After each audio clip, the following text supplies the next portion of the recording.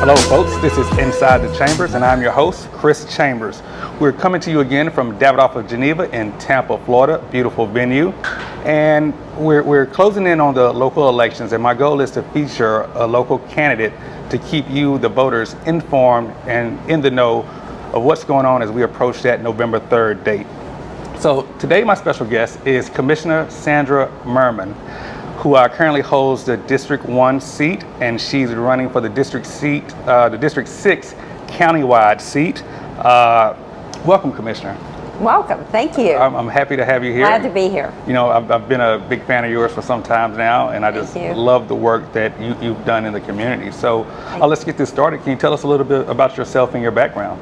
Oh gosh, I started way back when I got out of college. I worked for a Fortune 500 company, Xerox Corporation, and from there I kind of retired from the working world for a while when I had my daughter. And so I guess I got really hooked in the nonprofit world. I got very interested in the child abuse issue, and so for several years, like 10 years, I really worked very hard. But I got recruited to run for the legislature in 1996, and so I ran in 96. I spent 8 years there, rose to Speaker Pro-Tempore, and was very successful as a state legislator. And then I took 6 years off. I went into, then I got recruited again to run for the county commission. And I think it's because I bring a real common sense type approach to policy making, and it's very reasonable and fair to all people. And with my background when social services, those type of issues, I think it's really important. I have more of a compassionate conservative heart for policy, and that has really boded well. From transportation to fixing all kinds of infrastructure to healthcare, all the issues that really consume a lot of our time and resources, especially from the government. I have had that really common sense voice to really help solve problems. I think people, what they know most about me is that I'm a problem solver. I work extremely hard, and I always get results. I get the job done. And to me, I think that's what our citizens deserve from a public servant. And I tried to be a servant to the people, not just someone that's in office. Okay. So you've held the District 1 seat for 10 years, approaching the term limits. You flirted with the idea of running for Hillsborough Clerk of the Court, but ultimately decided to run for District seat, the countywide position. What led to your decision? What factors made you decide to go for the District seat? The District 6 seat countywide, yes, I would shift from my district seat to a countywide position. And the reason that I switched back over and from the clerks, I'm a very active individual that likes to really get their hands involved in policy and try to come up with solutions to help our residents. But I think what I saw since the beginning of March, during the time of civil unrest and our healthcare crisis that was going on with COVID, the coronavirus, I felt that, and the reason people recruited me is because they felt in going through these uncertain times, they really wanted, again, a reasonable, fair person that was going to bring common sense to solutions on all those issues. Okay. Do you anticipate any challenges from going from a district seat to a countywide seat? Oh, absolutely. You're going from 400,000 people representing to 1.5 million. Correct. But I have, thank heavens, my years of running have served me well. So I'll be off and running and have been, but also I think we're going to work hard and try and get the word out to as many people as possible. Get our message out to the voters. Okay. So tell me about your time in the state as a state legislator in the Florida House of Representatives from 1996 to 2004. What experiences did you gain that have made you successful as a county commissioner? I think the one thing that taught me the most about when I first started as a legislator was because I was going storming in there with all my ideas and things I wanted to change, and that really isn't the most effective way to get something done. You need to be a consensus builder. Correct. And you need to be someone that other people, especially the younger legislators, can look up to help advise them on how to do the issues. So that's what I learned, how to work across the aisle. Correct. Build consensus. And again, I was very successful legislator, brought home hundreds of millions, if not billions of dollars, especially to our healthcare institutions here, and passed many bills, especially involving child abuse, healthcare, nursing homes, the elderly.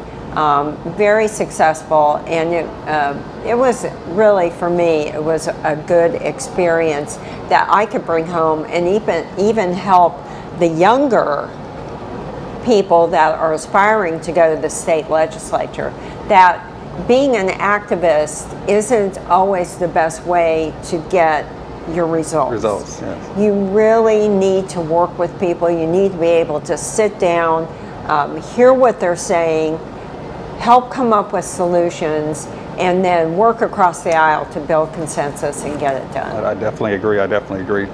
So you spoke on some of the boards and the involvement you have, and you serve on a lot of boards in the Tampa Bay community. One in particular is you serve as a commissioner of Port Tampa Bay, and the maritime community is near and dear to both of our hearts. There was a recent article in the Tampa Bay Times regarding Bob Henriquez pursuing a change in taxation policies that could negatively affect the port community and economy. What's your stance on that? What's your thoughts on that? Well, I was disappointed in the decision by a property appraiser. I felt that, I grew up in a small business. My dad had a really successful small business in Indianapolis, Indiana. And I worked in that business for a few years. Thought I would go that direction, didn't. I came to Florida after I got out of college. But growing up in that environment, I really learned how important it is to support our business community. Right. People look at the port, they think of it as this body of water. I would like them to see is that the port is made up of hundreds of businesses. Correct. All different kinds of businesses. It's very diversified between export businesses, import businesses, all the fuel that comes into the port, the cruise industry. So you have a lot of businesses there that need support, but almost all these businesses do a lot of business with the federal government, and that qualifies them for tax exemptions. And so I was disappointed because whenever you put another burden on a business, you're going to decrease economic activity and you're going to have loss of jobs, because somewhere along the line, with all those thousands of dollars that are going to go to the federal government, you're going to have, they're going to have to cut somewhere. Correct. And it'll probably be people's jobs and livelihoods. Okay. So I followed you for quite some time, and your accomplishments are no less than 4 pages long. When I look at the success of Hillsborough County, either you've led or been a part of the changes to ensure those accomplishments. What would be your message to the younger voters who are demanding a change in government and want to see elected officials or prefer elected officials take office who lack the tenure and experience that you have? Okay, so my advice to young, aspiring individuals that want to be in politics or study public policy, because there's 2 facets. You could be a public policy advisor to an elected official and almost have as much power as the elected official, because you're advising the elected official on that. But I always tell people, you need to find out what your passion is. study those issues, know them so well. And it could be anything as simple as sea turtles, speaking of maritime, or it could be as important as transportation, which we know is a very important issue to our community in Hillsborough County right now. But you've got to be able to make statements like, I support smart growth, I support transportation alternatives, I support good common sense public policy decisions. And with that, people will start to notice you. Okay. And I think for what I say from there is that go build your network. Definitely. Not just your peers and your friends, but go find those couple of individuals that you really admire and say, do you mind if we go have coffee, chat, and I'd like to really use you as a mentor going on in the future. But build your network, because from there, if you decide to run for public office, those are the people you're going to go back to ask for donations. And really, running for office now, so much of it is about raising money. And it's sad to say, because it wasn't always like that. When I first ran, yes, I only raised, I think, $70,000 to run a successful state legislative race. But now it's hundreds of thousands of dollars that go. But I think it's just being able to make bold statements, and but not do it in an activist way, but do it in a way that you're educated enough about that issue that people will stand up and recognize you for that. Thank you. Well, if you're just tuning in, this is Inside the Chambers. I'm your host, Chris Chambers. We are coming to you from the beautiful Davidoff of Geneva in Tampa. I have a special guest today, Commissioner Sandra Murman, who's running for the countywide district seat 6. So let's get back into it. So your 5 major focus areas are economic development, transportation, homelessness, improved customer service between the county and citizens, and providing high-quality critical children's services in Hillsborough County. Mm-hmm. If you're elected to the district seat 6, how do you plan on bringing additional awareness to those focus areas from a countywide perspective? Well, I'm already have done so much in most all those areas, but I think with the challenges we have with COVID and what they're doing on the budget right now, my experience in dealing with public policy is a mile wide and a mile deep. Yeah. And that will help us get through these challenges we have going forward, especially in our budget. I'm concerned about the loss of revenue from what COVID has done to our economy. We have lost a lot of economic activity. As you know, our tourism is down, sports venues. We all would like to see it go back to normal, but unfortunately we have to deal with these. But going forward, yes, transportation is definitely a key and a focus. We're still waiting on the Supreme Court to render their decision on the surtax for transportation. I think that that's critically important to our future, especially our young people's future. They want to see improved transit. They don't want to be reliant on automobiles like we have grown up to be really reliant on over the future. Okay, awesome. Another question that's dealing with the politics on a national scene. So over the past few years, Hillsborough County has began to trend blue. You're seeing more Democratic officials being elected. It's no secret the dynamics of the Republican Party has definitely changed and shifted on a national level. Do you think that's had an impact on the local level elections? I think the last election cycle, it had a huge impact on our policies. But I think what the general public has seen is very anti-extreme policy making. Yes. And I started to see a shift back because people like reasonable, common sense decisions. especially when it involves their pocketbook. Correct. Or their wallet. Taxes are going to be a critical part of the future, because with our revenues going down, you're going to see, especially on the left side, a more extreme policy of raising taxes. Yes. I don't think we have to raise taxes to make ends meet. We have to figure out ways to be more efficient and be more productive. Because I've noticed with young people, yes, you may have, I know when I came out of college, I had very extreme views. I mean, I wanted to just charge ahead.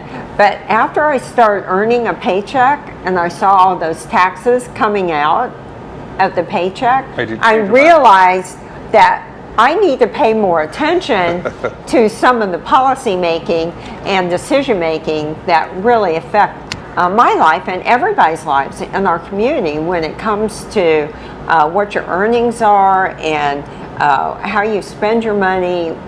We now have one of the highest sales taxes, and so when you go buy a TV, you know you're going to pay 8.5% of the price as tax, and that's high, and that means you might have to sacrifice in other areas of your life because of the high tax rate that may be on there. Now, will it get us better transportation, better education? Yes, and we can justify that.